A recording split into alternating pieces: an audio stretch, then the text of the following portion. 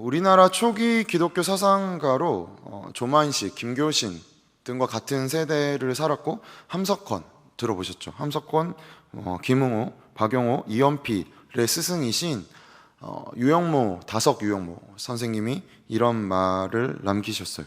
다석이라는 뜻은 하루에 한 끼만 먹는다는 뜻인데, 그분이 이런 말을 하셨어요. 말은 정신의 숨이다. 말숨은 말씀과 숨을 결합한 것이다. 몸의 숨과 정신의 말씀이 하나로 이어지고 통한다. 그러니까 이 말은, 유영모 선생님은 말씀이 마음속에 쓰여진다는 것은 말씀으로 우리의 생명의 불꽃이 타오르는 것으로 바라보셨습니다. 그러니까 사람은 생각하는 존재고, 생각이란 것은 우리의 속에서 말이 불타는 것이라고 보았기 때문이죠. 그렇기 때문에 함석헌 선생님이나 유영모 선생님이나 초기 우리나라의 기독교 사상가들은 새로운 언어를 창조해내는 것이 굉장히 중요한 포인트였어요. 그래서 말숨이라는 단어로 이렇게 표현했죠.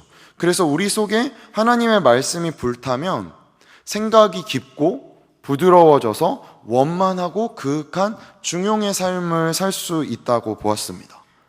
그러면 우리의 삶을 생각해 보게 되죠. 우리의 삶은 생각이 깊고 부드러워져서 원만하고 그윽한 삶을 살고 있나요? 아니면 생각이 얕고 일희일비하고 좀 까칠까칠한 내 삶을 살아가고 있나요? 모든 말이 우리를 나타낼 수는 없지만 우리의 말은 사실 우리가 인정하고 싶지 않아도 우리를 드러냅니다. 그래서 오늘 본문에서 전도자는 지혜자의 말과 우매자의 말을 대조하고 있죠. 지혜로운 자는 오늘 본문 12절에서부터 나타나듯 누구와 대화를 하든 어떤 상황에서 적절하고 모두에게 유익한 말을 남기지만, 어리석은 자의 말은 자기 파괴적인 방식으로 말을 이끌어 갑니다. 그 결과 어리석은 자의 입에서 나오는 말은 결국 미친 짓, 사악한 광기로 변해버린다고 오늘 전도자가 이야기하고 있죠. 그런데 지혜자의 말을 12절에서 뭐라고 말하죠? 은혜롭다라고 이야기합니다. 은혜로움은 우리가 익히 우리 삶에서 느끼듯 내가 원하는 방법, 내가 원하는 계획대로 일이 이루어질 때 이거 참 은혜롭다라고 하는 것이 아니라, 내 삶의 벽이, 내 삶의 담이 내가 도대체 이해되지 않는 상황 속에서 나의 뜻이 발견되는 게 아니라 하나님의 뜻이 무엇인지 알게 될 때 우리는 이게 참 하나님의 은혜네 라고 고백하게 됩니다. 그렇다면 은혜는 무엇이죠? 우리의 생각이 깨어질 때, 우리의 생각이 깨어지고 하나님의 생각이 우리의 삶 가운데 이음바 되어질 때 우리는 이러한 고백들을 하게 됩니다. 그래서 협력해서 선을 이룬다는 사실이 그저 그냥 이론에서 멈추는 것이 아니라 내 삶을 통해 발견하게 될 때 우리는 은혜롭다라는 말을 고백합니다. 하지만 이 이후 우매자들의 말은 자기를 삼킨다고 합니다. 그러니까 자기를 삼킨다는 것은 스스로 빠져서 망한다는 뜻이죠. 그러니까 누군가를 걸기 위해서 올무를 거는데 스스로 걸리게 되는 경우들을 보게 됩니다. 정치만 봐도 그렇죠. 이 법을 막 통과시켜요. 그래서 막 싸우면서 법을 통과시키는데 정권이 바뀌면 그 법에 결국 올무를 걸리게 되는 것을 보게 되죠. 그리고 막 화내죠. 막 야당의 탄압이다. 그런데 막 청문회에서 보면 그거 당신들이 정한 법이지 않소? 라고 말할 때 우리는 참 웃지만 우리의 일상에서도 마찬가지죠. 교회 다니는, 진짜 어떻게 교회 다니면서 저럴 수가 있지? 라고 대화를 했는데, 근데 내가 어느새 그런 모습을 보이고 있을 때, 그때 우리는 우리의 올무에 걸리게 됩니다. 그래서 알게 되죠. 특별히 어리석고 무지하기 때문이 아니에요. 어리석은 자는 나는 어리석음이라고 붙여있지 않습니다. 그리고 어리석은 행동은 이것은 어리석은 행동이야 라고 하지 않아요. 이유가 없는 행동이 도대체 어디 있어요? 사정이 없는 삶이 어디 있습니까? 하지만 우리 쉽게 재단하잖아요. 어떻게 저러냐? 어떻게 말을 저렇게 해? 라고 하지만 사실은 그 말이 우리에게도 해당된다는 것입니다. 그래서 우리는 고민하게 됩니다. 지혜자와 우매한 자의 차이는 무엇일까요? 그렇다면 지혜자도 나는 지혜로우니까 지혜로운 말이 이런 거야 해서 하는 게 아니잖아요. 지혜자와 우매한 자의 차이는 바로 들음과 머무름 우리의 삶 속에서 하나님 앞에 머물러 듣는 시간을 가지는 데는 굉장히 인색하지만 누군가 나에게 하는 가벼운 말 한마디는 듣고 머무르는데 너무 익숙하죠. 그가 하는 말이 내 전부 같아요. 너는 어떻게 옷을 그렇게 맨날 까만 옷만 입고 다녀? 뭐 까만 옷밖에 없어? 맨날 장례식이야? 라는 말을 친구가 저한테 했어요. 그러면 제 마음 가운데는 뭐라고 말하죠? 화 있을진저 라는 생각을 할 수는 없죠. 뭐 편하니까요. 그런 옷이 뭐 이렇게 신경 많이 안 써도 되니까요. 그런데 우리가 생각할 때 이런 말이 내 마음까지 다가오면 좀 괜히 옷장 이렇게 뒤지게 되고 어플리케이션에 들어가가지고 옷들을 이렇게 검색하게 되고 그러다가 그러게 너무 이런 옷밖에 없나? 옷을 좀 사야 되나? 그래서 괜히. 근데 이럴 때 내가 어디에 귀를 기울이고 있는지가 여실히 드러나게 되죠. 내 가치는 무엇인지. 내 가치를 드러내주는 것은 엄청난 사건이거나 엄청난 하나님이 갑자기 막 우르르 꽝 해가지고 에코 갑자기 엄청 넣어서 나에게 말하는 사건이지 않아요. 바로 이런 순간이죠. 가벼운 대화, 지나가는 눈빛, 스치는 사람과의 관계성 속에서 나는 나를 어떻게 받아들이고 내가 거기에 대해서 어떻게 대답하는지입니다. 그래서 우리가 바라봐야 합니다. 시작 때는 보이지 않죠. 어떤 것이든 시작 때는 결과를 바라볼 수 없습니다. 그저 우리가 어떻게 가다 보니까 우리가 맞이하게 되잖아요. 사실은 결과를 우리가 원하지 않았지만 그럴 때 우리는 좀 후회를 하게 됩니다. 그때 좀 더 머물러 있어 볼 걸. 그때 좀 더 하나님께서 나에게 하시는 말씀에 귀 기울여 볼 걸. 이라는 생각을 가지게 된다는 것이죠. 그리고 나서 우리가 하는 말들을 볼 때 저도 여기에 참 많이 해당하는 것 같은데 말을 많이 하게 될 때에는 두려움과 불안이 우리 가운데 작동하기 때문입니다. 그래서 결국 말을 낳게 되죠. 본질이 사라져버리게 돼요. 왜 이 말을 하게 되었는지 이 본의보다 그냥 말을 주고받다 보면 내가 좀 더 이 말을 설득력 있게 해야 되니까 괜히 이런 말도 하고 저런 말도 하고 이 말도 하고 저 말도 하다가 정작 본의가 뭐였는지 출발점이 뭐였는지를 놓치게 됩니다. 그럼 우리는 여기서 다시 한번 확인하게 되죠. 어떠한 말이든 말이 많고 적음보다 그 말의 뜻이 하나님의 뜻에 부합한지 부합하지 않은지가 우리의 지표여야 한다는 사실입니다. 하나님의 뜻에 부합하지 않는다면 해 아래 것의 가치 이상을 할 수 없는 것이 우리 인간이라는 것이죠. 방향도 목적도 선명하지 않을 수밖에 없는 것입니다. 왜 그렇죠? 우리의 방향과 우리의 목적은 해 너머에 계신 하나님, 해 너머에서 인간의 몸으로 오신 예수 그리스도 외에는 다른 방법이 없기 때문입니다. 그래서 이것을 보여주는 것이 바로 15절입니다. 15절에서 말하죠. 성읍에 들어갈 줄도 알지 못하느니라는 새 번역에서 제 집으로 가는 길조차 못 찾는 이라고 번역을 했어요. 그러니까 자기가 있어야 할 곳이 어딘지, 내가 있어야 할 위치가 어딘지를 모를 때 우리는 갈대처럼 흔들리게 됩니다. 내가 있는 위치가 확실할 때에는 사실 사람들이 뭐라고 해도 흔들리지 않아요. 그걸 잘 드러내주는 게 무엇이죠? 연애 초기입니다. 연애 초기에 야 어떻게 넌 그런 애를 사겨? 라고 하면 귀에 절대 안 들려요. 절대 안 들리죠. 한 달이 지나고 3개월이 지나고 1년이 지나고 그 친구가 갑자기 다른 일을 마음에 품고 그 마음을 품었던 걸 행동으로 할 때 비로소 그 친구의 귀를 했던 말을 떠올리게 되죠. 내가 잘못 선택했구나. 야, 너 무슨 그런 직장을 들어가? 너 어떻게 그렇게 직장 선택해서 괜찮겠어? 좀 더 생각해 봐야 되지 않겠어? 절대 안 들려요. 그런데 직장을 들어가서 상사와의 트러블, 나는 내 마음대로 좀 시간을 운영할 수 있을 줄 알았는데 원하는 대로 이루어지지 않을 때 우리는 바라보게 되죠. 그럴 때 고민하게 됩니다. 이거 어쩌다 이렇게 됐지? 그리고 우리를 드러내 주게 되죠. 내가 위치가 어디에 있는지, 내 마음의 위치가 어디를 차지하고 있는지.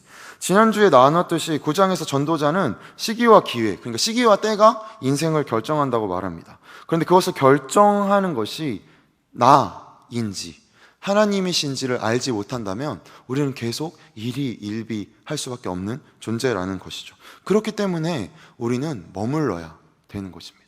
침묵의 시간을 가져야 되는 것이에요. 삶에서 반드시 침묵의 시간을 갖지 않는다면 일희일비할 수밖에 없습니다. 저 아침에 일어나서 아직까지 한 번도 말 안 해봤어요 라는 게 침묵이 아니라는 사실은 알고 계시죠? 하나님 앞에 담대하게 나를 세워두는 시간을 의미하는 거예요. 우리가 하나님 앞에 기도할 때 얻게 되는 선물이 무엇이죠?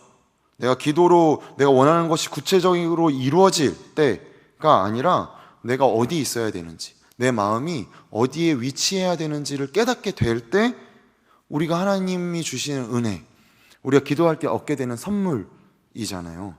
그러니까 결국 우리는 여기에서도 여실히 드러나게 됩니다. 내가 원하는 것, 내 힘과 내가 원하는 자리를 찾아가다 보면 목적지와 방향을 놓치게 된다는 것입니다. 그래서 지혜자의 말과 우매자의 말을 대조하는 이 말에서의 우리가 바라볼 수 있는 포인트는 누구에게로부터 듣고 말하는가, 그리고 나는 그 들음을 위해 머무르고 있는가 라는 것을 우리가 살펴볼 수 있을 것 같아요. 그래서 전도자는 지혜자의 말과 우매자의 말을 대조한 후에 나라를 대조합니다. 16절에서 17절 교독할까요? 제가 먼저 읽습니다. 왕은 어리고 대신들은 아침부터 잔치하는 나라여, 내게 화가 있도다.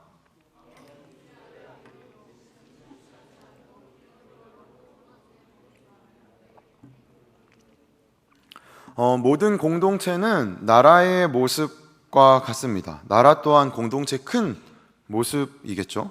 그러니까 왕이 어리다는 것은 단순히 나이가 어리다는 것을 뜻하지 않습니다. 그냥 왕이 철이 없다는 거죠.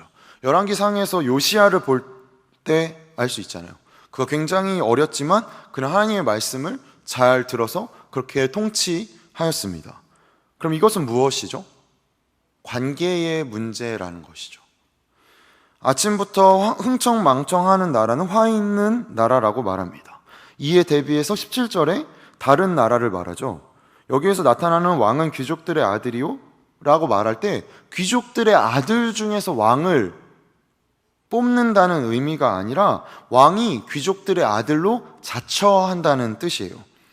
왕이 신하들의 아들로 자처하기 위해서는 하나님과의 관계가 든든해야겠죠. 자존심으로 버티고 내가 그래도 왕인데, 나 그래도 전도사인데 라는 마음이 있다 보면 망하고 맙니다. 내가 그래도 라는 마음이 우리한테 누구나 있잖아요. 나 그래도, 그래도 내가 왠지 나는 쟤보다 나은 것 같은 나에서 내 자존심과 이런 나에게 귀를 기울이게 될 때 결코 신하의 아들로 자처할 수 없습니다. 그런데 신하의 아들로서 왕이 낮아질 수 있는 이유가 무엇이죠? 하나님의 은혜에 삼켜질 때인 것이죠. 얼만큼 그 은혜에 삼켜졌는지, 진정한 사랑이 무엇인지 알 때에만 겸손해질 수 있는 것입니다. 그것이 하나님으로 충분히 배부른가의 지표인 것이죠. 우리가 뭔가 나다움을 누리고 싶고 내가 그래서 좀 내 자리를 좀 지키고 싶고 그런 마음이 왜 안 들어요? 그동안 들어온 지식들, 그동안 경험했던 경험들이 우리를 만들어 가잖아요. 그래서 그렇게 판단할 수밖에 없죠. 그런데 그렇게만 의지할 때 우리는 결코 겸손할 수 없다는 것입니다. 우리가 죄인된 존재이기 때문이죠. 그래서 그러면 도대체 옳은 게 뭐예요? 라고 우리는 질문하게 됩니다. 하나님 한 분밖에 없는 것입니다. 누군가 나에 대해서 험담을 합니까? 허허 웃으세요. 그 말이 다 맞잖아요. 난 그런 사람이에요. 재수 없는 사람이에요. 말이 많은 사람이에요. 자기가 하는 말이 무슨 말인지도 모르는 사람이 나라는 사실. 그때 우리가 누릴 수 있는 선물이 무엇입니까? 겸손함입니다. 남들이 나에 대해서 뭐라고 평가하는 기준이 도대체가 너무 힘들죠. 그러면 하나님이 우리를 초대하시는 거죠. 너 내 자녀답게 내가 너를 만들어가는 과정이야 라고 우리를 이끌어가시는 과정이라는 것입니다. 그리고 나서 우리가 그 과정을 겪을 때 우리는 어떻게 되죠? 하나님으로 충분히 배부른 자의 삶을 살게 됩니다. 도전합니다. 뒷담화를 즐거이 들으세요. 18절에서부터 20절 같이 볼까요? 18절에 20절 이것도 교독하겠습니다. 제가 먼저 읽겠습니다. 게으른즉 석가래가 내려앉고 소원을 놓은즉 집이 새느니라.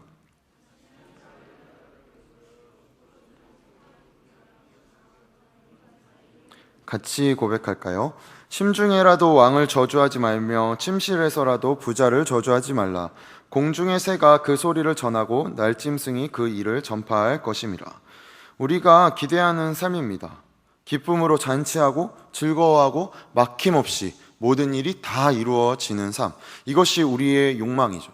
그런데 이것이 전적으로 나쁘다는 것이 아니에요. 계속 이야기하지만 이것만 남을 때 저주라는 것이죠. 해 아래에 있는 것만이 우리 삶의 전부일 때, 그것이 우리 가운데 저주인 것입니다. 왜 그렇죠? 우리는 해 아래에 있는 것으로만 만들어진 것이 아니라 해 너머의 존재가 자신의 형상으로 해 아래에 우리를 만드셨기 때문입니다. 그렇기에 해 너머에 있는 가치가 아니라 해 아래에서 이루어지는 가치를 우리의 주된 것으로 삼을 때 우리의 형상은 왜곡되고 곡해되는 것이죠. 그렇기에 우리가 하는 불평들을 바라보게 됩니다. 우리가 쉬이 내뱉는 불평들, 우리가 누군가에 대해서 이야기 나누는 것들은 반드시 그 사람의 귀에 들어가게 돼 있다는 사실. 그냥 내가 쉽게 내뱉은 말들, 목자일 경우는 더 그렇겠죠. 목원이 이렇게 이야기를 허심탄회하게 나눴는데 그냥 목자들끼리 편하게 이야기할 수 있잖아요. 간사들은 더 하겠죠. 이렇게 목자들이 막 이렇게 간사들. 근데 저는 더 그렇겠죠. 어쨌든 저를 만나서 하는 대부분의 이야기들은 그래도 마음속에 있는 무거운 마음들이잖아요. 근데 제가 막 편하게 쉽게 그 말들을 누군가에게 내뱉는다면 저는 더 이상 그 지체와 여러분과 올바른 관계를 맺을 수 없겠죠. 그런데 이것을 결정하는 것이 무엇이죠?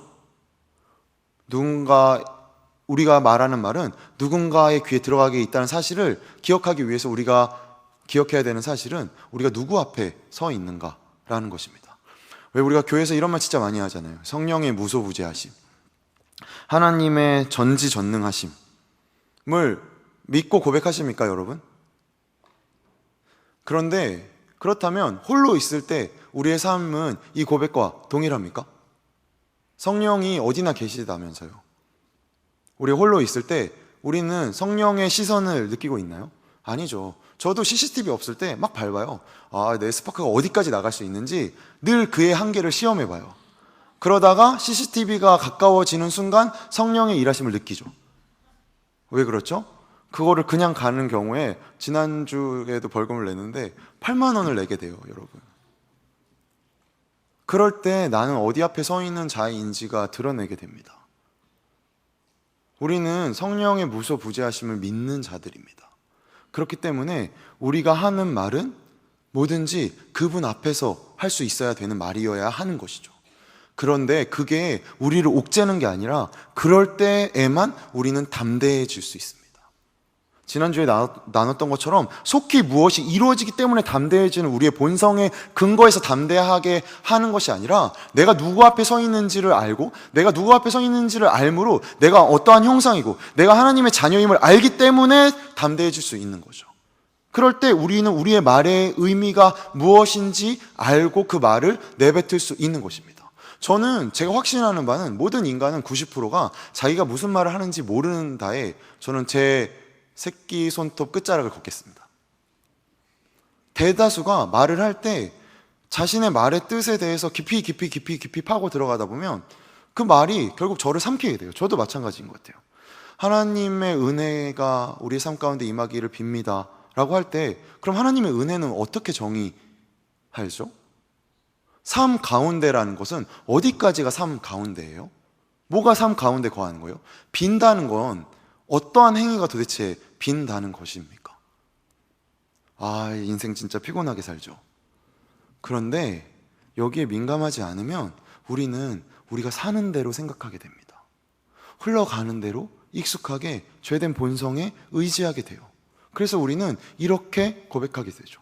내 성향이 이런데 어떻겠어? 나 이렇게 태어났는데 어떻겠어?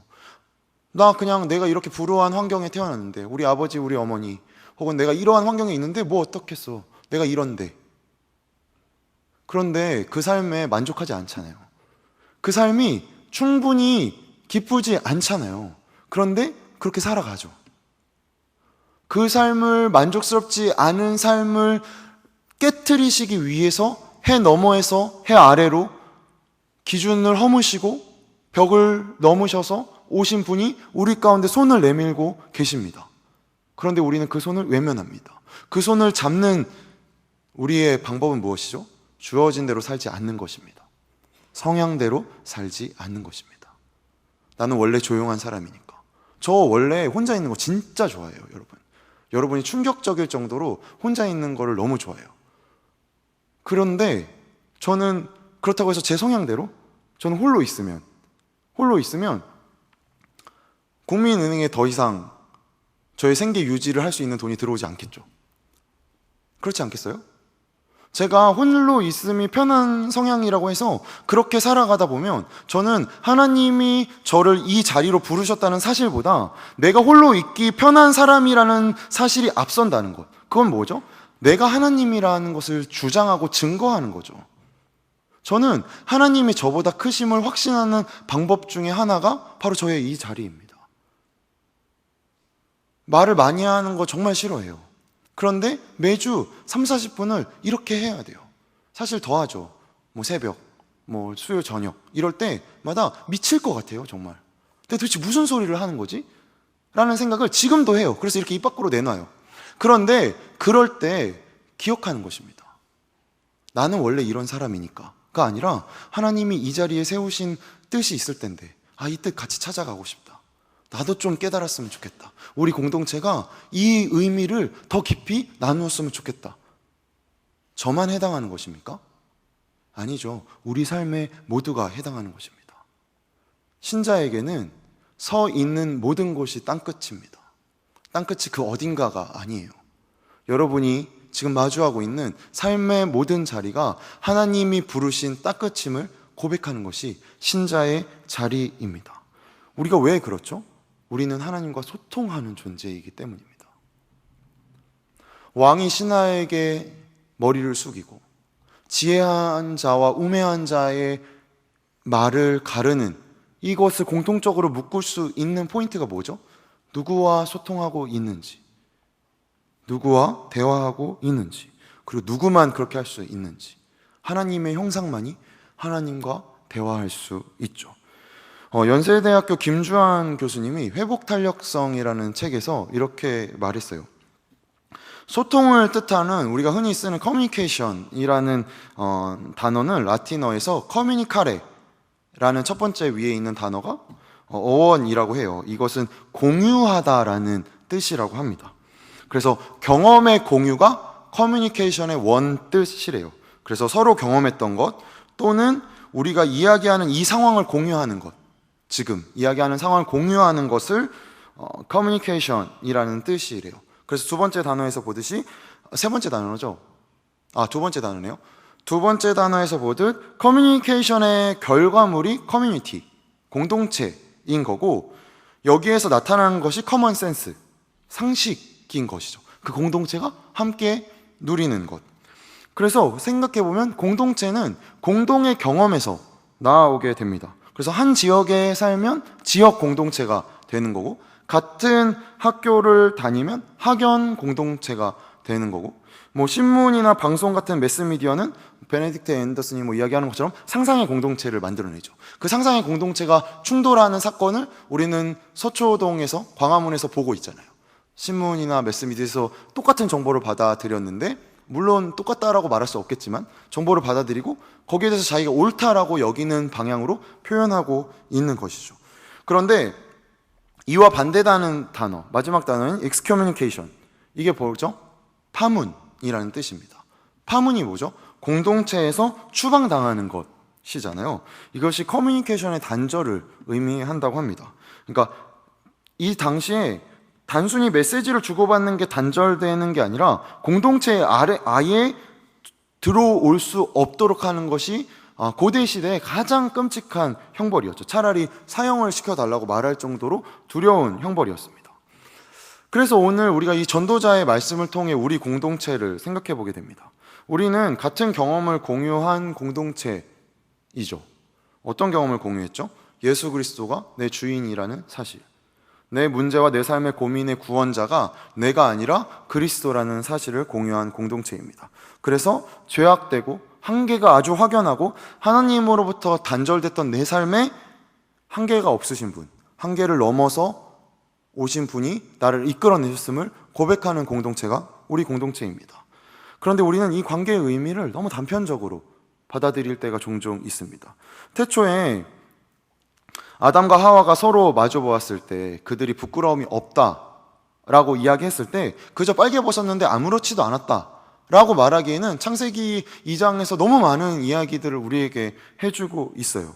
창세기 저자가 그렇게 기술하는 이유는 무엇이죠? 서로에게 담이 없었다는 것이죠. 서로에게 담을 만드는 것이 없었다는 것입니다. 왜죠? 하나님의 형상으로 만들어가는 완전한 존재였기 때문이죠. 담은 경계를 만들어줍니다. 이 경계는 무엇을 만들어주죠? 안전지대를 이루어 갑니다. 그리고 그것을 표현하는 우리의 방식은 무엇이죠? 말입니다. 언어예요. 그리고 결국 그것이 내 나라를 만들게 되죠. 내가 불편한 사람이 있으면 그에게는 내가 편하게 말을 하지 않습니다. 그래서 그와 나의 거리를 조절하죠. 내가 좀 어색하고 힘들면 어색하고 힘든 표현을 말이나 행동으로 합니다. 그래서 거리를 만들죠. 내가 이것이 너무 좋고 이 사람이 너무 좋으면 내가 이런저런 말을 해서 그 사람과 내 거리를 가깝게 만듭니다.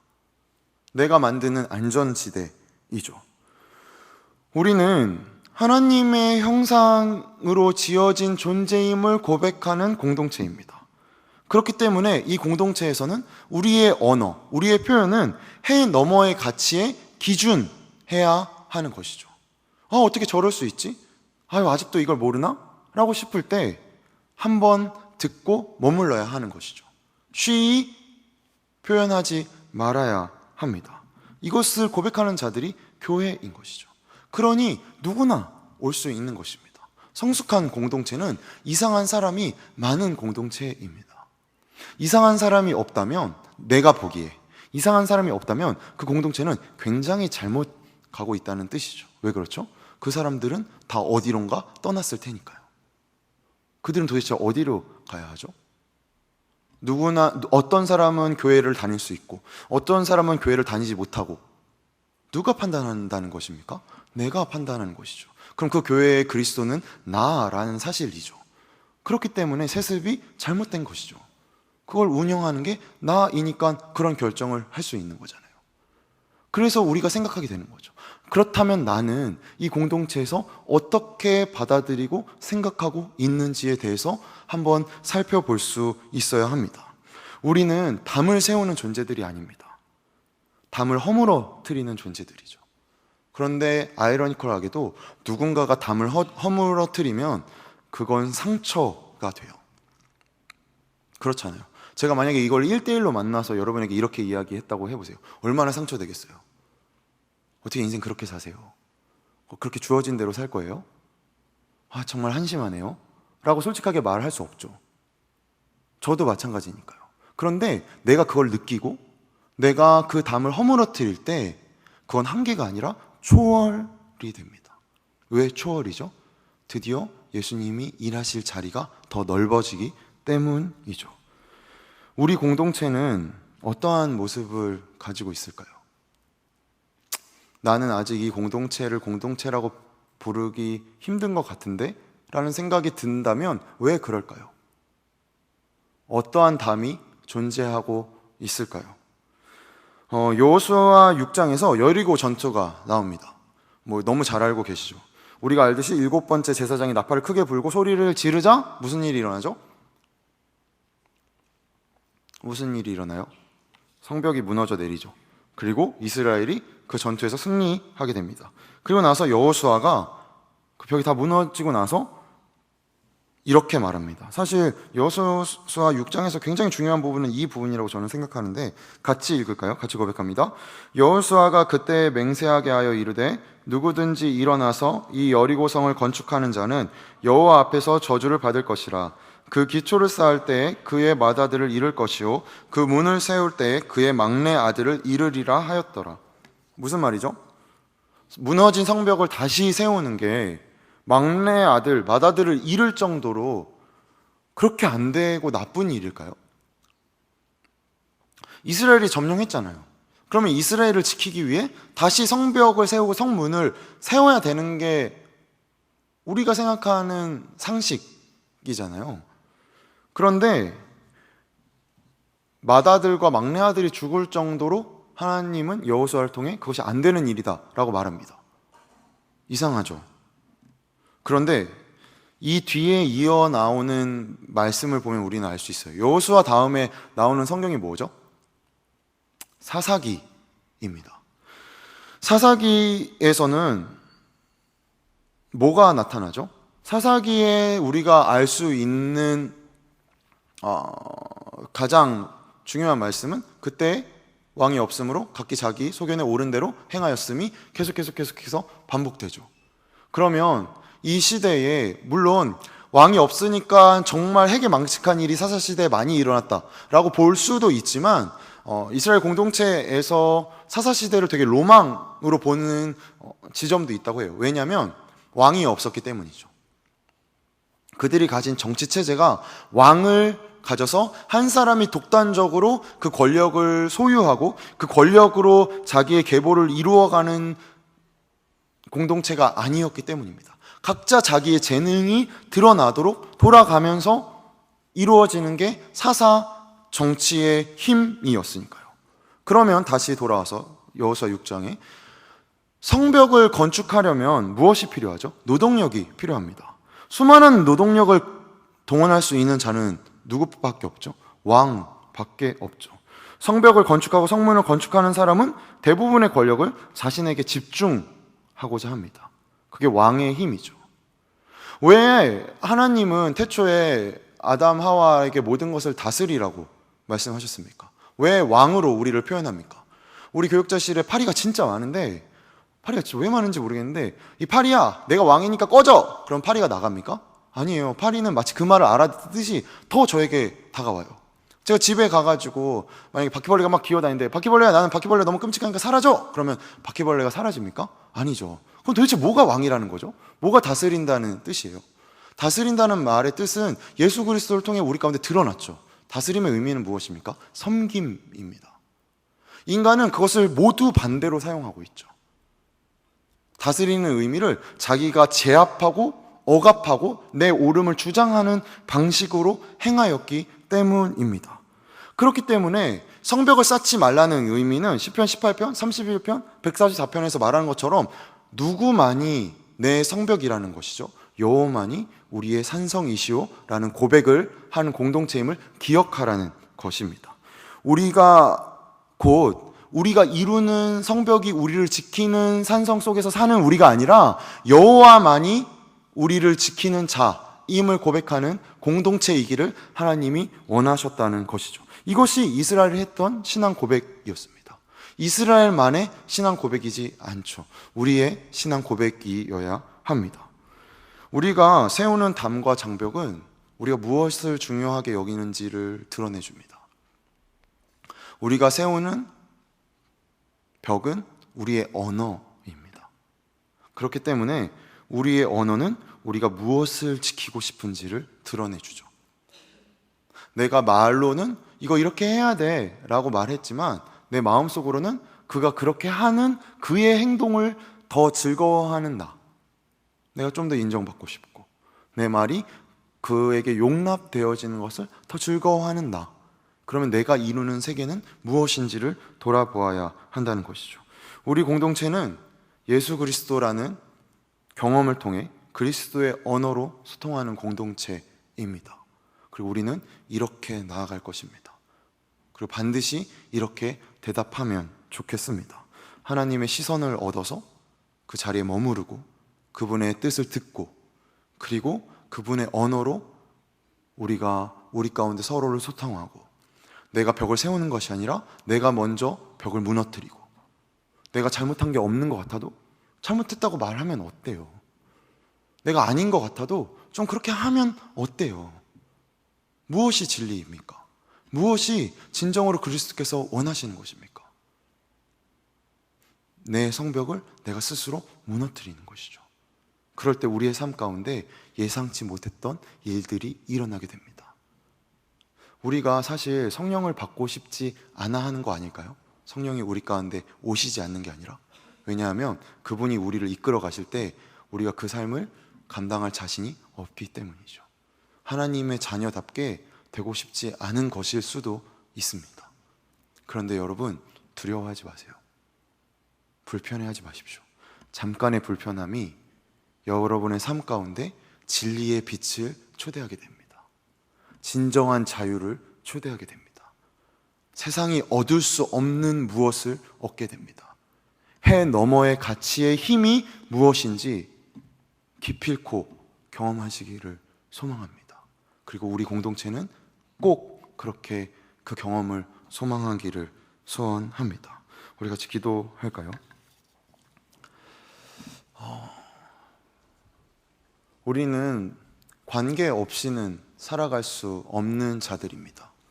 홀로 살아갈 수 있죠. 혼자서는 살아갈 수 있습니다. 그런데 관계 없이는 살아갈 수 없어요. 왜 그렇죠? 그 관계를 통해 하나님이 자신의 형상을 이루어가기를 요구하고 계시기 때문입니다.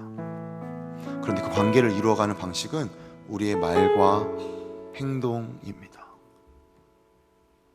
나는 어떠한 말을 나누고 있습니까?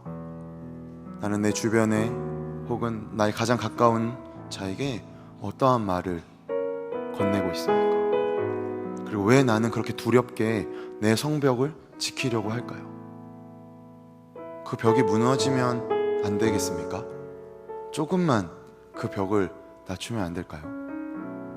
누군가가 무너뜨려서 무너지는 벽이 아니라 내가 먼저 기꺼이 낮추는 벽. 그래서 그 낮춰진 틈을 그리스도께서 일하시도록 초청합시다. 우리는 작으나 하나님은 크십니다. 우리는 우리의 생각만을 할 수 있지만 그분은 그분의 생각을 하십니다. 우리의 삶을 그분께 맡기며 나아갑시다. 기도합니다.